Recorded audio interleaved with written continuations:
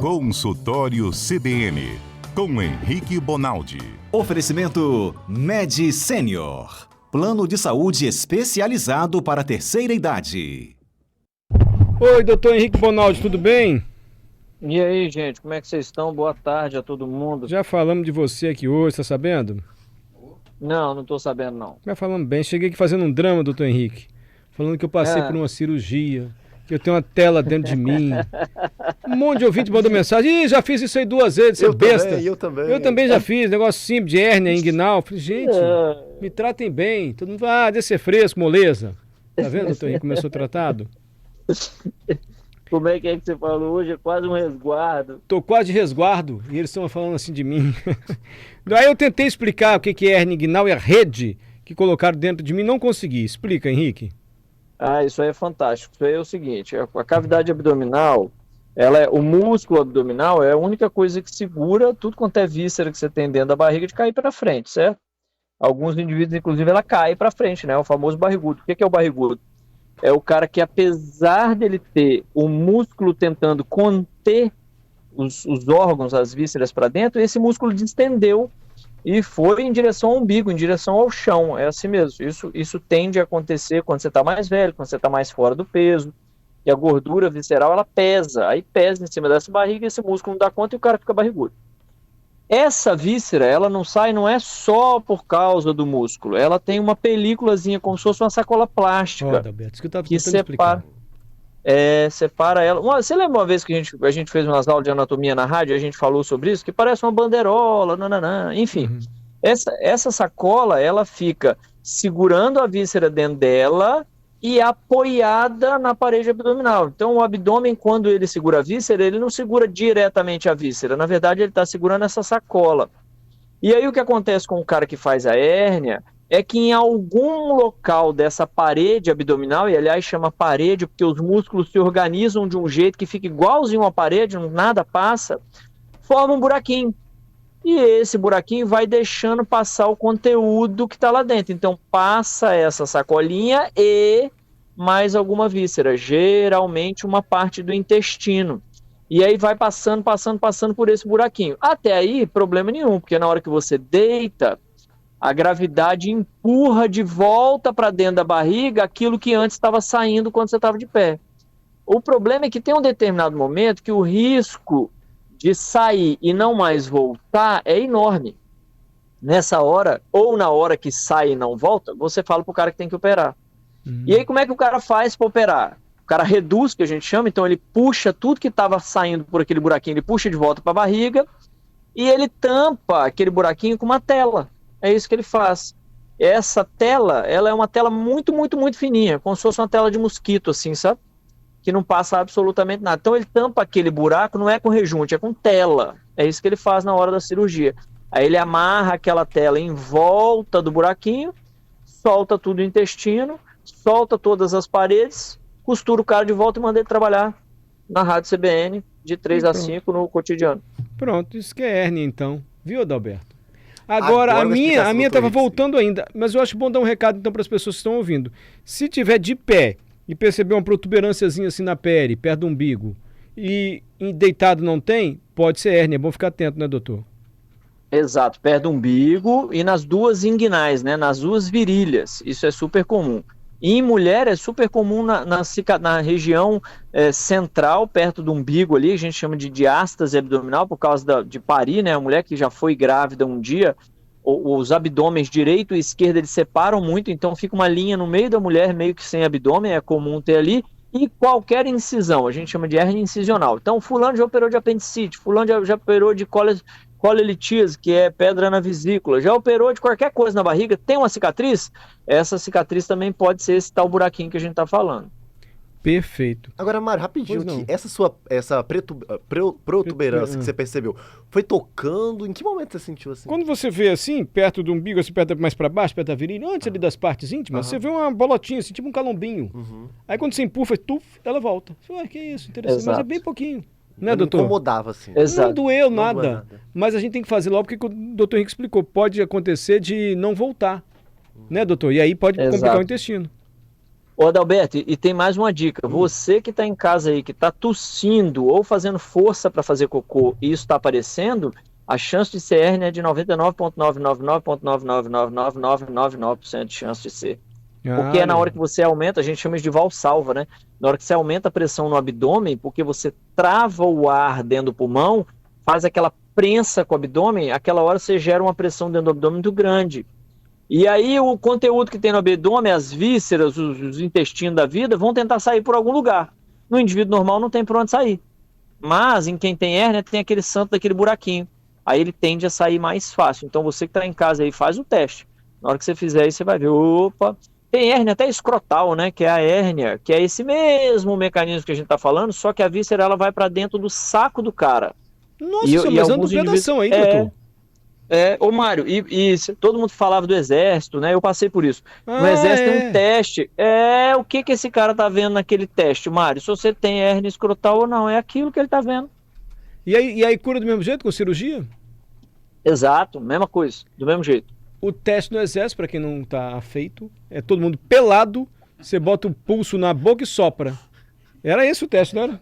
Exatamente, sopra mesmo. Não é soprar igual bafômetro, não. Tem que fazer força de fazer cocô. Mário, e eu tô chocado aqui com outros ouvintes, doutor Henrique, que estão compartilhando também. À medida que a gente vai conversando, Mário, os ouvintes vão conversando com a gente também com o mesmo problema que o seu, tá?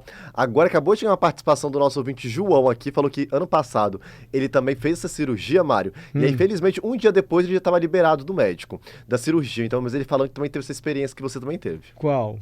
Da hérnia. Mas meu drama ninguém tá valorizando, né? É porque tá sendo muito comum, né, Mário? Então, tipo assim, né? Tá. Mas ótima explicação do Henrique, e fica o alerta também para todo mundo. E isso, agora a cirurgia, como a medicina avança, né? Porque a cirurgia é por vídeo. Então são 2 furinhos do lado e a redinha vai embolada numa vareta lá e ele desembola o cirurgião. Olha que mão boa do cirurgião também. Exatamente. Para quem não entendeu o que o Mário tá falando, sabe quando você compra bandeirinha do Brasil para você colocar no carro na época de Copa do Mundo? Aquela pequenininha, ela vem enrolada dentro dela, é aquilo ali. O cara entra com um catéterzinho como se fosse aquele pauzinho da bandeira, com a bandeirinha enrolada lá dentro, e lá dentro da barriga do Mário ele desenrola a bandeira da vareta. É isso que ele fez. É a mesma coisa. Por dentro do músculo. E agora estou eu aqui com essa tela, minha amiga. E vamos aqui fazer uma salvaguarda ao cara que opera, né? Fala o nome do cirurgião que me operou, doutor, que ele é bom, né? Ele chama Fábio Miranda, ele é excepcional, ele cuida da minha mãe. O cara que opera, Mário, ele deixa você inconsciente, o cara que opera junto com o anestesista, claro, né? A equipe cirúrgica toda, com instrumental, com todo mundo. O cara deixa você inconsciente, ele brinca de tirar e colocar você desse mundo, ele altera a quantidade de líquido que você tem, porque você tem essa quantidade de líquido que você tem agora, porque você quer beber água, porque você quer ir no banheiro lá no centro cirúrgico, não, o cara quer por você. Ele bate os olhos no você e fala assim, precisa de mais 500 ml de soro, mais 1.500, dá um concentrado de hemácia, não dá. E o cara corta um pedaço perto de alças de intestino, com risco de lesar o intestino, ele joga gás para dentro da barriga do cara para distender, para ele conseguir ver. Então é um trabalho árduo, muito bonito, muito corajoso, e graças a Deus a competência desses caras sempre se eleva a cada ano aí, e Fábio Miranda é um deles. Tá vendo? Cirurgião. Bom toda a vida, Adalberto. Quem quiser fazer pergunta para o médico, fala, Patrícia, nosso WhatsApp. 992994297. O Lando Barbosa mandou uma pergunta. Boa tarde, amigos. Doutor Bonaldi, trabalho à noite. Já faz 8 meses e ainda não me acostumei com essa rotina. Engasguei, doutor, que a gente comeu uma rabanada maravilhosa aqui. Com essa rotina, pois durmo só 6 horas durante o dia. Existe mais alguma coisa que eu possa fazer, além de manter uma boa alimentação, para me acostumar mais rápido? Coitado do Lando, tá trabalhando à noite, tá difícil para ele se acostumar a dormir de dia. Ô, Nando, tem gente que é igual o Jô Soares, né? Eu tenho um colega médico chamado Adenilton, que aliás é um irmão meu. Adenilton é um cara que dorme 4 horas por dia, para ele tá ótimo. Tem um grande atleta aqui no estado, chamado Egídio, que é um cara também que dorme 3, 4 horas, tá ótimo. E tem gente igual eu que dorme 16 e não tá bom, cara. Então, a gente precisa parar de teimar um pouco com o corpo. Essa é a primeira dica que tem que dar para quem está nos escutando. Você é um cara mais diurno, não trabalhe à noite. Você é um cara mais noturno, não inventa de acordar cedo. Você é um cara que precisa dormir 8 horas, durma 8 horas. Agora, estando apto em termos de consentimento do corpo, assim, meu corpo está aceitando essa ideia, tem algumas coisas. A prática de atividade física melhora muito a sua capacidade de sono, mesmo que você faça ela de manhã ou de noite, melhora bastante. Alimentos mais leves antes do seu sono melhora bastante a qualidade do seu sono. Tem gente que fala assim, mas eu prefiro até comer uma feijoada porque eu durmo mais. E às vezes, Mário, dormir mais não quer dizer dormir melhor. Então tem um tantão de gente que dorme por 10 horas, mas fica com aquela sensação de azia, aquele refluxo horroroso porque comeu muito. Então o melhor de tudo é comer comida mais leve, porque aí durante a noite você tem menos atividade a ser feita. Seu metabolismo pode ficar mais baixo, afinal de contas você não tem 3 boi dentro de você que você precisa digerir, certo? Então essas são algumas dicas que deixam o cara melhor. Agora, a outra coisa é fato, assim, adaptar a trabalhar à noite não é para qualquer um. E o sujeito que não se adapta precisa sair. Eu trabalhei à noite de 12 até 22, 23. Foram 11 anos. Foi uma tortura para mim, porque eu não nasci para trabalhar à noite. É muito difícil trabalhar à noite. E aí eu fui tentando migrar minhas atividades para de algum jeito não dar plantão à noite. E depois de 11 anos, quase 12 anos, eu consegui me desvencilhar. Então foi um trabalho que demorou só 12 anos para conseguir. Então, mas eu não parei de tentar, porque era muito difícil, cara. Ficar acordado à noite com atenção para mim, parece a Olimpíada do Faustão, sabe? Você tem que fazer conta de matemática com gente jogando bola no você. É horroroso. Entendi. Carlos Alberto deixou um tema para na semana passada, não foi, Carlos Alberto? O que você queria falar para ele? Doutor Henrique, boa tarde. Tudo bem, Carlos Alberto? Tudo bem, boa tarde, Mário, meus colegas, ouvintes, tudo bem? Boa tarde, Carlos Alberto. Doutor, essa semana um colega nosso, jornalista, fez um story no Instagram e falando que ele tem labirintite. Eu já passei por labirintite, né? A gente que tem mais de 50 anos, talvez seja mais comum. Mas assim, 1, 2 dias, fiz alguns exames, passou. Mas o caso dele me chamou a atenção, que ele falou que um dia ele acordou à noite sentindo mal e levantou, foi para o chão, começou a vomitar e foi para o médico de madrugada, foi atendido por uns médicos. Depois ele foi num especialista e ficou constatado que ele perdeu os 2 labirintos. Eu nem sabia que poderia perder. E hoje ele vive sem isso. O médico falou que talvez ele em 2 anos se adaptasse um pouco melhor. Fez fisioterapia, né? Então ele é um cara assim, que ele não joga bola, ele não anda de bicicleta. Às vezes andar na grama ainda é incômodo para ele. E aí eu queria que o senhor falasse pra gente mais sobre isso, né? Eu fiquei curioso, achei extremamente... Ele mandou vários áudios ontem para mim explicando, mas eu queria que o senhor falasse pra gente, já que o senhor... Carlos Alberto, eu não sei se o Mário permite, só pra gente fazer uma revisão. 60 segundos, Mário, pode? Fica à vontade, o tempo que você precisar, pode até mais tempo. É o seguinte, labirinto, a gente já conversou sobre isso aí, eu lembro uma vez com o Adalberto, até por conta o Mário tem um pouco dessa labirintite aí, quando o Mário vai pro mar, isso exacerba muito no Mário. E aí, por causa disso, a gente conversou uma vez. Labirinto, Carlos Alberto, é um sistema igualzinho, é como se fosse um prumo. Quem mexe com construção sabe disso. Tem hora que você põe um prumo de água para você medir se o trem está no prumo ou não. O que é o labirinto? É um aparelho que tem dentro do ouvido, que tem líquido dentro dele, que a depender de aonde está o nível desse líquido, ele te avisa se você está virado de cabeça para baixo, se você está de cabeça para cima, se você está deitado, se você está de pé, se você está virando para a direita, se você está virando para a esquerda, se você está virando rápido para a direita ou devagar para a direita. Esse sistema de líquido que vai batendo nas paredes deste aparelho e vai te avisando a localização chama labirinto. Então esse é o primeiro ponto. O segundo ponto é, não existe labirintite. Na verdade não é que não existe. Menos de 1% dos casos é labirintite. Por quê? Porque it, o final it, ele é para inflamação ou infecção. E a inflamação de labirinto ela é gravíssima, assim. Porque o labirinto ele está agarrado no cérebro do cara. Então é a mesma coisa de você falar para o cara ter uma meningite. Então, geralmente, labirintite é o nome vulgar, é o jargão que nós, feudais, usamos, certo? Os caras de garbo e elegância lá da medicina, eles não usam esse nome mais, não. Mas nós vamos continuar chamando de labirintite, porque a gente se entende assim e tá ótimo desse jeito. E o que é, na maioria das vezes, o que a gente chama de labirintite? É um cara que tem disfunção, ou seja, a função desse órgão não se entende. Então, eu vou te dar um exemplo. Eu estou do lado direito nesse órgão, o Carlos Alberto está do lado esquerdo desse órgão. Quando a água bate no Carlos Alberto do lado esquerdo, ele avisa o cérebro, fala, moçada, esse cara está virando para o lado esquerdo.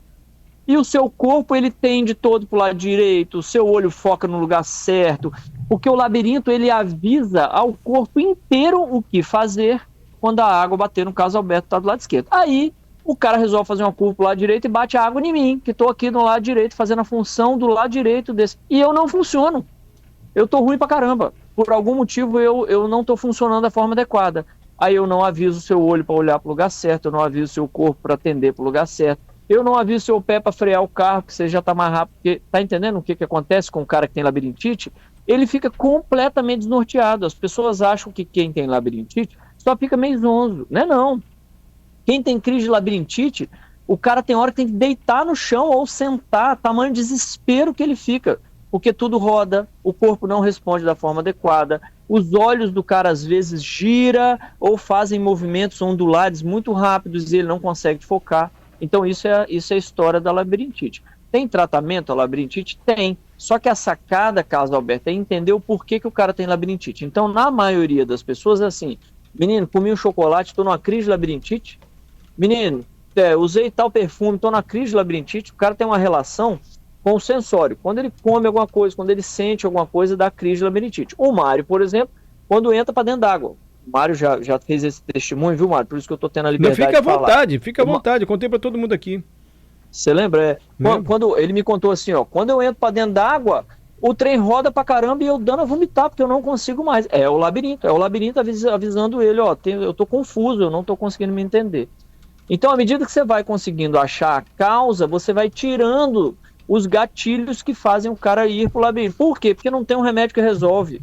Eu não tenho igual dor, que eu sinto dor e tomo dipirona e o trem resolve. Eu não tenho um remédio hoje para dar pro labirinto do cara, independente da causa que está afetando o labirinto dele, eu consegui resolver porque tomou um remédio. Então, é um super desafio para o otorrino, que é o cara que mais manda em labirinto hoje no mundo, é o otorrino laringologista.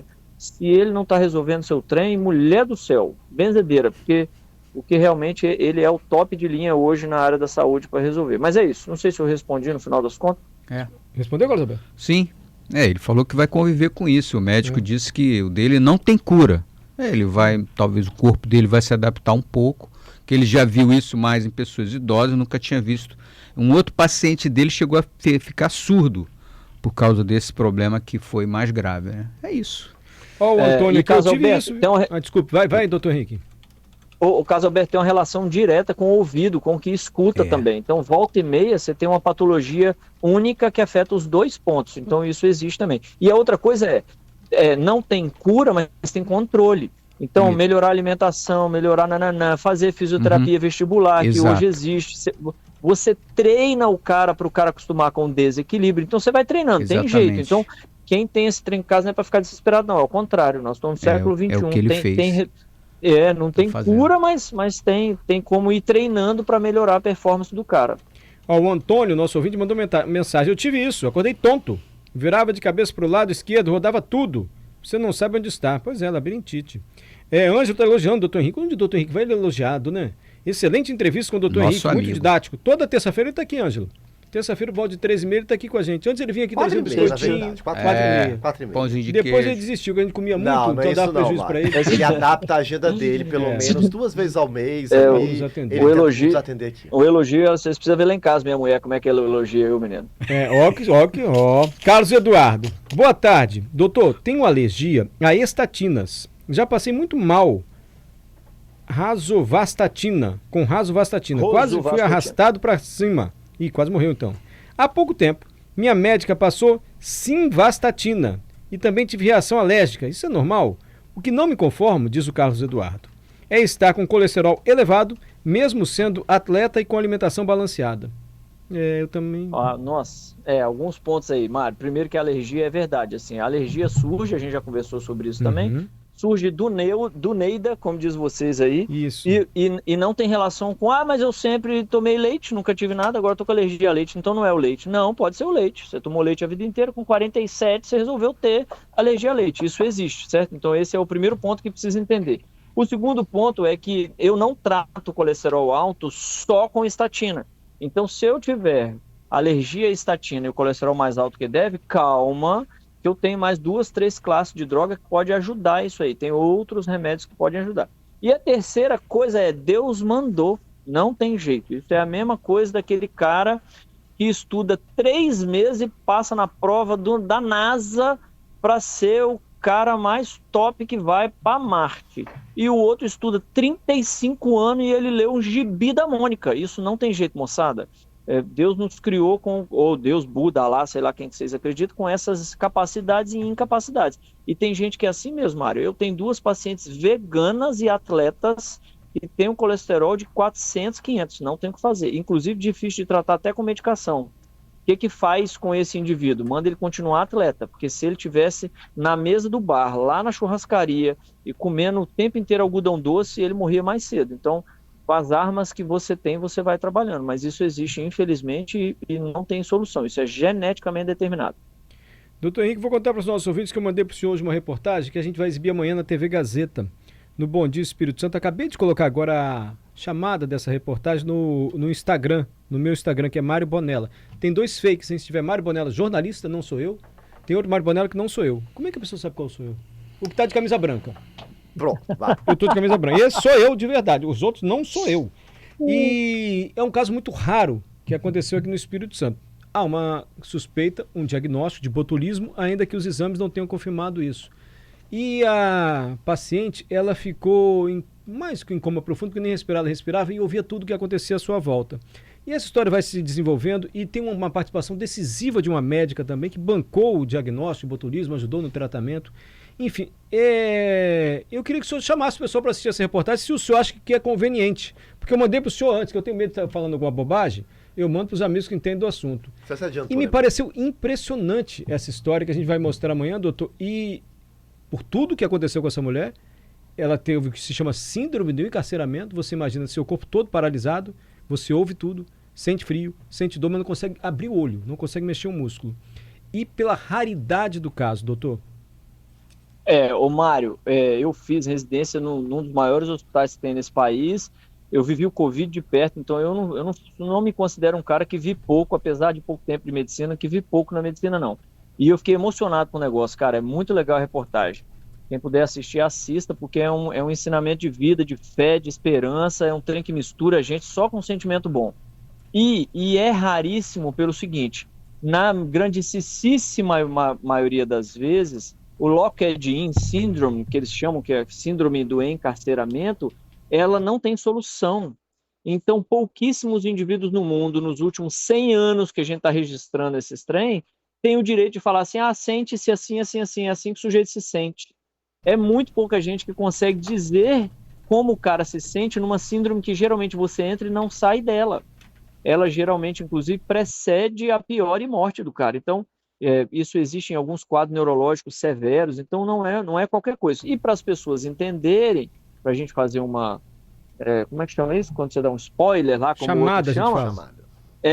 A síndrome é o seguinte: eu paro tudo em você, menos a sua capacidade de sentir, ouvir e ver tudo. É isso. Você não move mais um músculo do cabelo, mas você é capaz de sentir o frio que tiver, o calor que tiver, a dor que tiver, a vontade que tiver, o amor que tiver, o sorriso que tiver, a raiva que tiver, o ódio que tiver, e assim vai. Você enxerga tudo que está acontecendo.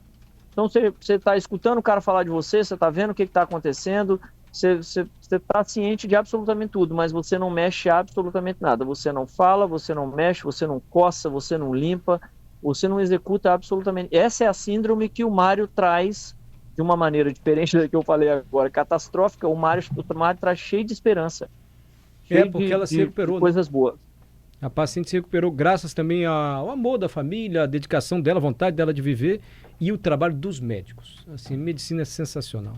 Então amanhã, gente, no Bom Dia Espírito Santo, às 6 da manhã, o jornal começa e a gente vai exibir essa reportagem especial de um caso raríssimo que aconteceu aqui no Espírito Santo. Obrigado, Henrique. Tchau, gente. Vão com Deus. Boa semana, viu? Fica com Deus. Estamos te aguardando aqui no estúdio, doutor Henrique. Qualquer dia. Tá qualquer bom, dia. eu vou levar pão de queijo.